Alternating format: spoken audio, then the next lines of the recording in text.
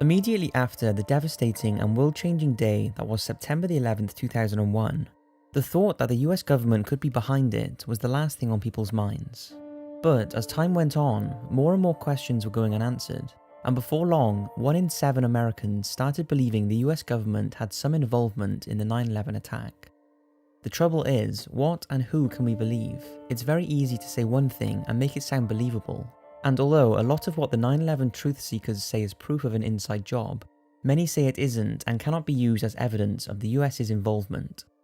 But there are, however, a few things that even those who believe the official story, that 19 devout Al-Qaeda terrorists were responsible, will say, okay, that doesn't really make sense. Now, before I begin, I want to say I am in no way supporting any of these claims whatsoever, or saying the government had any involvement. I will simply be giving forth the information that is out there, and the thoughts that the attack may have been a cover-up or could have been prevented. Again, I am not agreeing with what is being said, I am simply giving you the information so you can make up your own mind, and will be comparing the conspiracy theories with the official story in the 9/11 Commission report. Bear in mind that many people stick to a conclusion, and regardless of how much evidence there is suggesting it wasn't an inside job, people can always cling on to something to say proves it was, and vice versa. So keep this into consideration, and explore both sides thoroughly before making a decision, especially before preaching your decision on others. The biggest question surrounding that day is who was responsible for the attacks, and was it really the 19 Al-Qaeda terrorists that the media portrayed after 9/11? Let's look at some of the theories surrounding the thought that the people that were said to be responsible were not. For starters, 4 passports were found in total belonging to the supposed terrorists involved. 2 were found at the Pennsylvania crash site of Flight 93. 1 was found in the luggage of a terrorist that did not make it onto the plane and was stuck on a conveyor belt in the airport. And 1 was handed to an FBI agent shortly after the first plane hit the North Tower, that was found on the ground completely undamaged not far from the World Trade Center.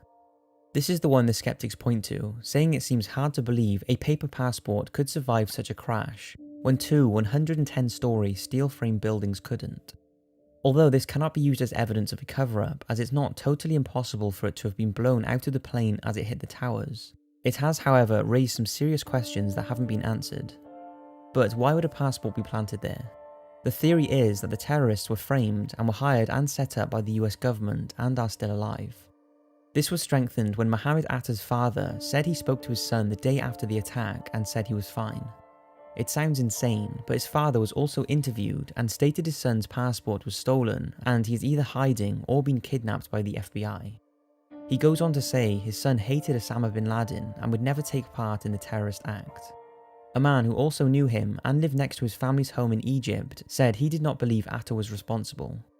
Either they're in complete denial or they are both telling the truth. As a matter of fact, every single person who is thought to have been responsible have apparently come forward to say they were framed. Although since we have no interviews or official statements of this, we can only speculate. Another thing people say raises suspicion is that despite questioning, it doesn't seem any information has been released, such as the section of their boarding pass that would have been torn off at the airport, or credible CCTV footage supporting the theory that the hijackers didn't even board the planes. Now you could say, why should the FBI release this information? And they probably shouldn't, but when there's such a huge amount of doubt about 9/11, you would think they would to prove people wrong. Yet despite many asking for evidence, nothing credible has been given. Does this prove the terrorists were framed and are hiding or being kidnapped? Absolutely not, but it's things like this the skeptics point to when saying we haven't been told the full story. Then there are the planes. It's said that during the hijacking of all the flights, passengers on board rang family members to tell them what was happening. Scientists maintain that mobile phones would not have been possible at the altitude the planes were flying at.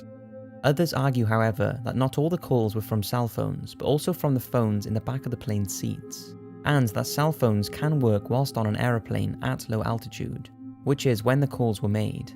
Because of this, the theory that the calls were not actually made or were made with voice morphing technology has been dismissed by most. Add the fact that a large amount of passengers on board the flights made last-minute plans to get on those planes, and also Linda Gronlund, who rang her young sister from Flight 93 to tell her she loved her and gave her the combination to her safe that only she would know, and the voice morphing conspiracy has very little credible information to back it. But what about the plane's black boxes, which are electronic recording devices with the sole purpose of helping gather information in the event of an aviation disaster? The black boxes from the plane that hit the Pentagon and the plane that crashed in Pennsylvania were recovered, but they were so badly damaged that not all the information could be retrieved. The planes that hit the World Trade Center, however, were never found. But 2 firefighters say that 3 of 4 boxes were recovered at Ground Zero, and FBI agents took them away and told them not to mention anything. But how could a passport survive the initial impact, which we can assume was on the person at the front of the plane, yet the black boxes, which are situated at the back of the plane and are designed to withstand a crash, could not? Before I talk about the collapse of the 2 World Trade Centers and Building 7, which both make up the bulk of skeptics' arguments, I want to discuss some of the conspiracies surrounding the Pentagon. When you consider the devastation a commercial aircraft caused to the World Trade Centers, by comparison, the Pentagon crash did not appear to have caused so much damage, which has raised questions. Pictures that emerged from the crash show much smaller impact holes on the building than you would expect from a plane with a width of around 125 feet. But it has been said that the plane crashed into a part of the building that had recently been renovated and was incredibly reinforced. But why has only one video of the Pentagon being hit been released? It said it was caught on 82 different cameras, yet these have never been released to prove the skeptics wrong and take the doubt out of people's minds. Add the fact that no bodies, seat wreckage or luggage was apparently found has also fueled the skeptics. They say apart from a few pieces of aeroplane, they see no solid proof that Flight 77 crashed into the Pentagon. April Gallup, a Pentagon worker, also backs these claims, saying whatever hit the building she was in did not look like a plane. But what about all the witnesses who did see the plane crash? These conspiracy theories about, the Navy sent missiles, and first they don't make logical sense, like where did the plane go after that, and why are those people dead? But I saw it. There's just no question at all that the plane went into the Pentagon wall. What I saw was a jumbo jet hit the Pentagon. The end. Bottom line is, I saw the plane hit. It hit the building. The conspiracy theorists believe if the plane was travelling at 530 miles per hour, which is stated in the 9/11 Commission report, it would have been a blur and no one would have had a chance to even see the plane. So if it wasn't a plane like some suggest, then what was it? The most believed alternate theory is that it was a missile and Flight 77 was taken elsewhere to be taken care of. This thought has angered the family of the passengers on board the flight, but many do continue to believe this is what happened. When the 2 World Trade Center buildings collapsed, the world was in complete shock. 2 110-story buildings came crashing vertically down in what seemed like a controlled manner. This led to people saying the towers fell due to a demolition and not as a result of the plane crash and subsequent fire that melted and weakened the steel beams. After all, there's only been 3 high-rise buildings that have ever collapsed due to fire like on 9/11, and that is World Trade Center 1, 2 and 7 on September the 11th, 2001. The scientific evidence suggests that aviation fuel and office furniture simply could not produce the sort of heat needed to melt the steel frames of the towers, and especially not give off enough heat for the fire at Ground Zero to burn for nearly 4 months, being completely soaked in water.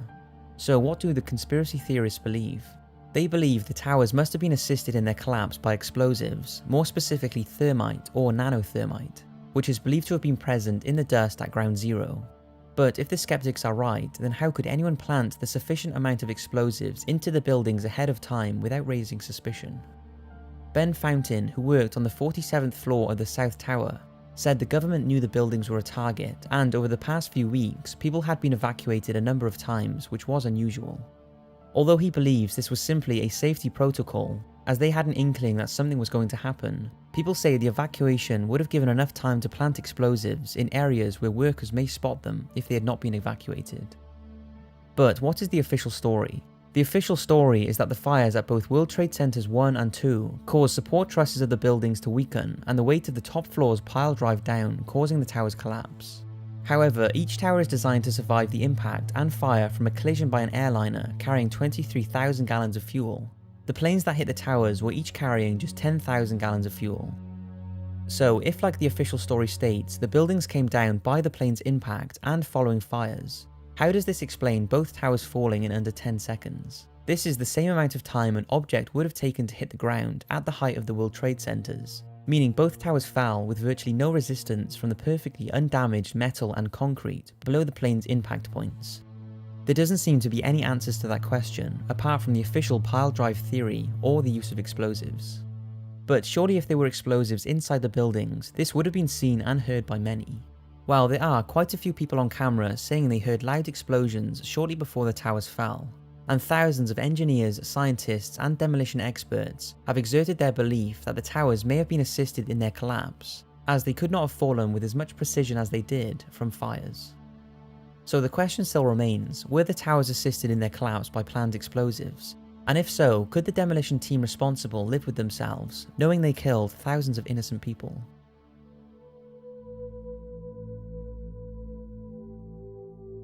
Okay, so all of the above could easily be a coincidence that just seems like there is more to the story, but Building 7 is where things get very mysterious.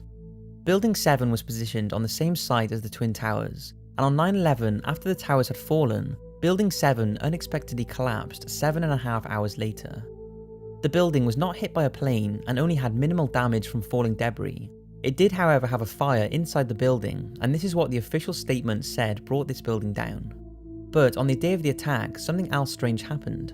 A BBC News correspondent reported the collapse of World Trade Center 7 20 minutes before it happened. Now, more on the latest building collapse in New York. You might have heard a few moments ago I was talking about the Salomon Brothers building collapsing. Jane Stanley. Jane, what more can you tell us about the Salomon Brothers building and its collapse? Well, only really what you already know. Details are very, very sketchy. As you can see behind me, the Trade Center appears to be still burning. We see these huge clouds of smoke and ash, and we know that behind that there's an empty piece of what was a very familiar New York skyline, a symbol of the financial prosperity of this city, but completely disappeared now, and New York is still unable to take on board what has happened to them today. Now, it's not sure if this was just a mess up with communication, which is understandable with all the chaos going on, or that its destruction was planned ahead of time and they messed up the schedule. But then an interview of Larry Silverstein was released in 2002 of him saying we decided to pull Building 7. This isn't a theory, this isn't just word of mouth or speculation, this is an actual video of Larry, the owner of the World Trade Centers, saying that firefighters decided to pull Building 7. I remember getting a call from the fire department commander telling me that they were not sure they were going to be able to contain the fire. And I said, you know, we've had such terrible loss of life. Maybe the smartest thing to do is pull it. And they made that decision to pull, and then we watched the building collapse.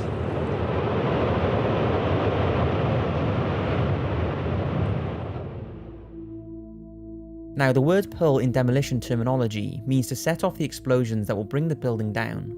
If this was the case with Building 7, then how was the building fitted with explosives and brought down, in an operation that takes weeks, if not months, just a few hours after the Twin Towers were hit? Surely everyone would be more focused on helping victims than thinking about bringing down Building 7. Now, the official 9/11 Commission states that Building 7 was damaged from falling debris and came down due to fire weakening just one column. If this is true, then what is Larry talking about? I said, you know, we've had such terrible loss of life.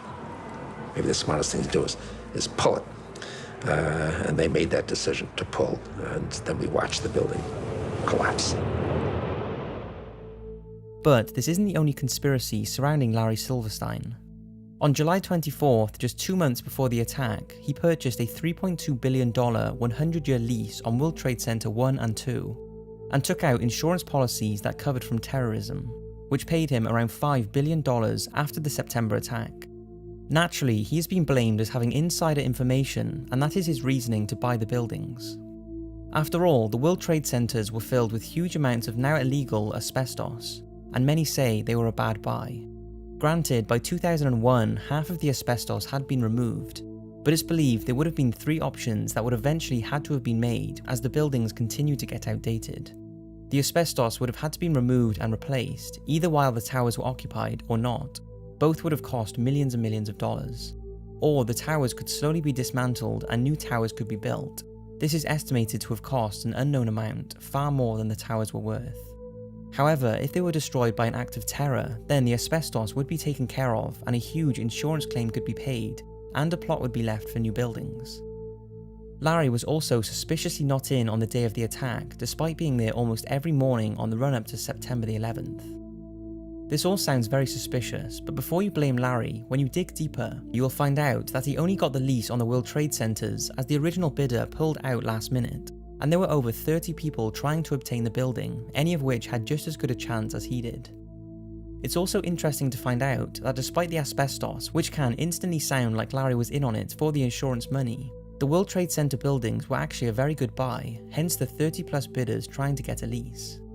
So if you look at it one way, you can see why people say Larry had advanced knowledge of the attack and purchased the buildings to profit from the insurance. Or was he just doing what he does best and buying property in New York, and the insurance was just the fact that the World Trade Centers had been a target for terrorism in the past? After all, would Larry, an already billionaire with more money than he could ever need, really be responsible or in on an attack that killed thousands of people just for a few extra billion in insurance money? It does all seem strange, and you can see why people are pointing at him, but it could just be a coincidence. However, back to Building 7. After Larry's interview and the official verdict on Building 7's collapse, nearly 2,000 architects and structural engineers signed a petition for a new investigation into its destruction, saying buildings simply do not fall down like this due to fire, especially in under 7 seconds and in such a controlled state. To date, no further investigations have taken place, and the official reasoning behind Building 7's destruction has remained the same.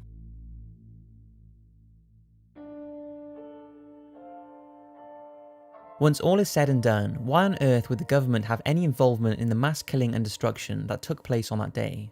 If, like the skeptics believe, it was an inside job, then why? Why would they do this? It's thought Osama bin Laden, who apparently denied any involvement in the attacks but then appears to have changed his mind in a video that many believe is fake, was set up and was used as a patsy for America to invade Iraq for various reasons, mainly oil. But would they kill innocent people simply to go to war with another country? It sounds obscene, but then people bring up Operation Northwoods. Operation Northwoods was a 1962 false flag operation to fake a terrorist attack on American civilians and blame it on the Cuban government in order to invade their country. Thankfully, the operation was rejected by the Kennedy administration, but still, the thought that something like this was even contemplated certainly doesn't reassure the 9/11 skeptics. It seems with the information we have, there are a handful of believed scenarios for 9/11. 1. It was an entire government cover-up and the terrorists were framed. 2. It was a terrorist attack by Al-Qaeda. However, the government could have tightened up their security and possibly prevented the attack.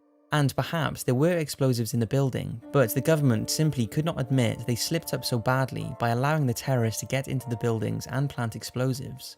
Or thirdly, the government or other insiders knew it was coming and exaggerated the impact by planting explosives in buildings 1, 2, and 7. Unfortunately, we may never know the full story about what happened, but should never forget the victims and the heartbreak their family and friends have endured since. Although I would love to hear all of your theories in the comments, please be considerate. Thousands of people died, and if you have nothing better to say than just blame people without giving adequate information to back your claims, then simply pay your respect to those involved instead of fueling an argument. Thank you for watching, and once again, my heart goes out to all of those whose lives were affected by this tragic event.